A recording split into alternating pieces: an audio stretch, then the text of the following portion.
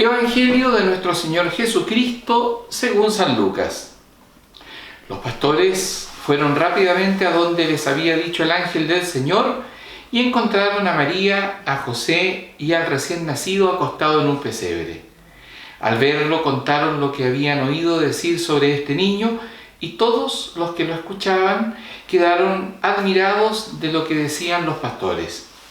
Mientras tanto, María conservaba estas cosas y las meditaba en su corazón.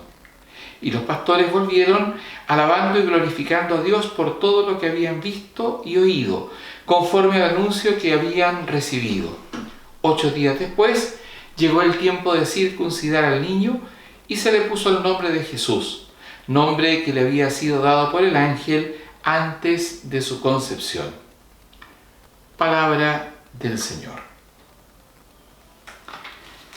El 1 de enero, la Iglesia celebra todos los años la solemnidad de Santa María, Madre de Dios. Con esta solemnidad que ocurre exactamente después de una semana de la solemnidad de la Natividad del Señor, de la Navidad, concluye la octava de Navidad, esta larga celebración de la Iglesia que dura una semana entera proclamando el misterio de la Encarnación, tal como también existe la octava de Pascua que se hace después de Resurrección, proclamando el misterio de la redención por la muerte y resurrección del Señor. Pero suele ocurrir que la solemnidad de María, Madre de Dios, porque justo cae el 1 de enero, pasa inadvertida para muchos. En realidad son muy pocas las personas que yo creo que pueden decir, no, yo el 1 de enero fui a misa para celebrar esta solemnidad de la Iglesia. Este año quizá va a ser más la afluencia de fieles porque el 1 de enero cae además en el día domingo. ¿Qué celebramos? ¿Qué celebramos en esta solemnidad? Celebramos la proclamación solemne de la maternidad divina de María. Proclamación que se hizo en el año 431 después de Cristo en el Concilio de Éfeso, cuando se proclama a María Theotokos, a María, Madre de Dios, literalmente Theotokos, la que ha parido a Dios. ¿Para dónde apunta este dogma que la Iglesia celebra? Apunta a poder discernir y dilucidar la identidad y la naturaleza del misterio de Cristo. Para allá apunta. ¿Quién era este nacido de María al que el Concilio de Nicea en el 325 había declarado verdadero hombre y verdadero Dios? ¿Quién era? La iglesia de los primeros 6-7 siglos estuvo empeñada en este trabajo, poder reconocer realmente quién era el Señor Jesús. Hubo opiniones diversas entre los fieles, pero la verdad de la fe poco a poco se fue anunciando a través de la reflexión orante de la Iglesia, a través de la reflexión de los pastores, pero a través también de la reflexión orante de todo el pueblo fiel que, como nos dice la definición del Sensus Fidei Fidelium, cuando unánimemente ora y celebra, no se equivoca porque está asistido por el Espíritu Santo.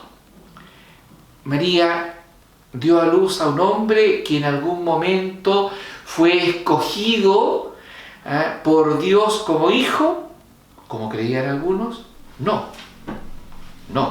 Lo que proclama el Concilio de Éfeso es que en el vientre de María fue concebido y fue creciendo el propio Dios.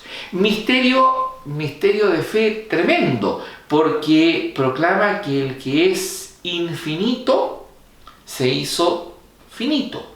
El que es eterno entró en el tiempo. El que es eterno se hizo mortal para compartir nuestra mortalidad y con su resurrección regalarnos también la vida para siempre. El que es creador vive la vida de la criatura. ¿Y por qué? Por amor. Por amor. El seno de la Virgen María es el templo donde quiso habitar el Señor. Y lo que María dio a luz fue justamente al Señor, a su Creador, que quiso hacerse por amor hijo suyo y hermano nuestro en la humanidad. Todo este misterio fue reflexionado, como digo, por la Iglesia. De alguna manera el relato del Evangelio de hoy nos adelanta un poco de esa reflexión.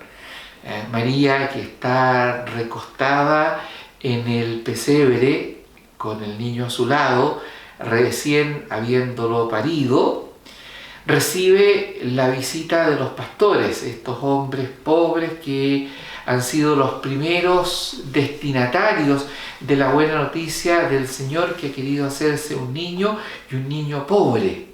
¿Cómo entender esto? ¿Cómo entender este misterio del infinitamente grande que se hace así de frágil y pequeño?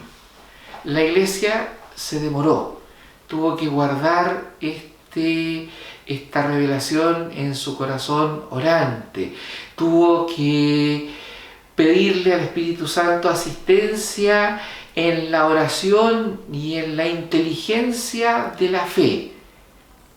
Nos dice el Evangelio, María conservaba estas cosas y las meditaba en su corazón. María, Madre de Dios, es el modelo de cómo acoger este misterio. Es el modelo de esta Iglesia que acogió en su corazón la revelación del misterio y se demoró tantos siglos para poder decir si verdaderamente este nacido de María es quien ha sido revelado por el Espíritu como el Señor y Redentor, como el mismo Dios hecho hermano nuestro.